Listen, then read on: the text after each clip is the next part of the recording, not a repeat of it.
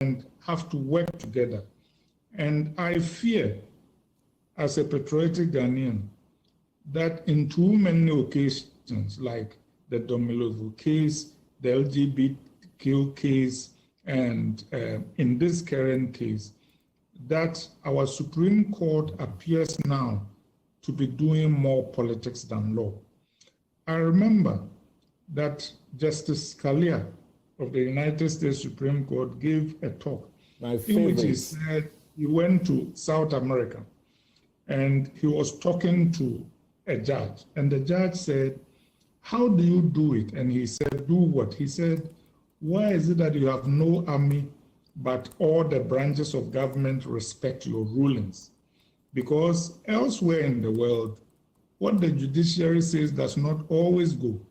And for Ghana's judiciary and Supreme Court to continue to maintain their standing and the respect that they enjoy, they ought to be mindful of where they are in politics. It is strange, for example, that Domilovo's case took as long as it took. It is strange that the LGBT case brutally truncated the lawmaking process that has been clearly set out and has now, brakes have been put on it. And all of a sudden, this case, we managed to empanel a group of Supreme Court judges, and within a day, a ruling had been made. When these things keep happening again and again, there is the perception that our judiciary is biased and too political.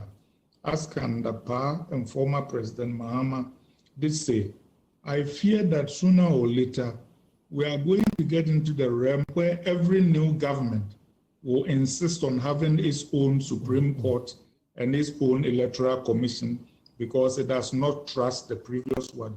Dr. Kennedy, just a second. I should say, though, that as a practitioner in the ordinary things, I could file such applications on the same day and be heard on the same day.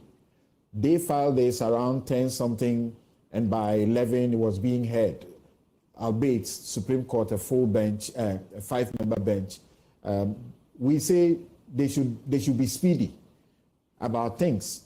This Chief Justice has laid out her vision of the leading justice. A part of which is speed.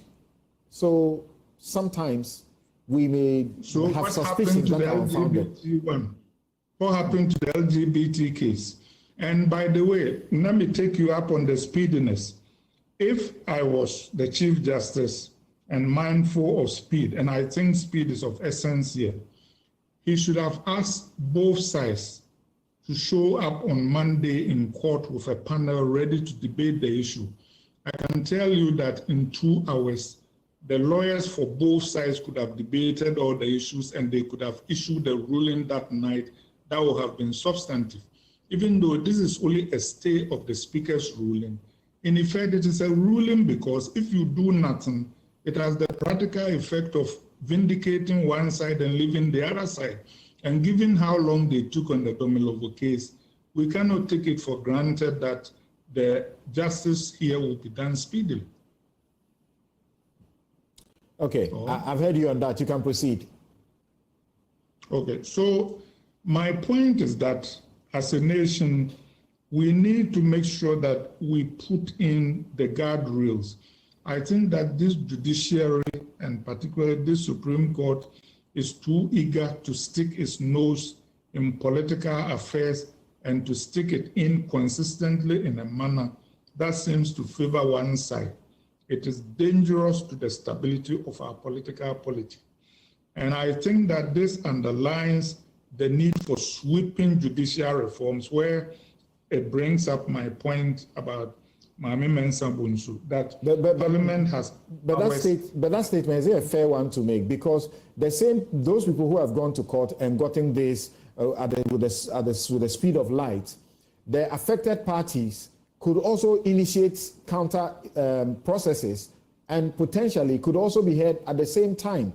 So that will... Yeah, they should, but looking at Domilovo, looking at the LGBT case and looking at this one, where do you think the court will finally come down? So let me just go on. I'm just saying that the judicial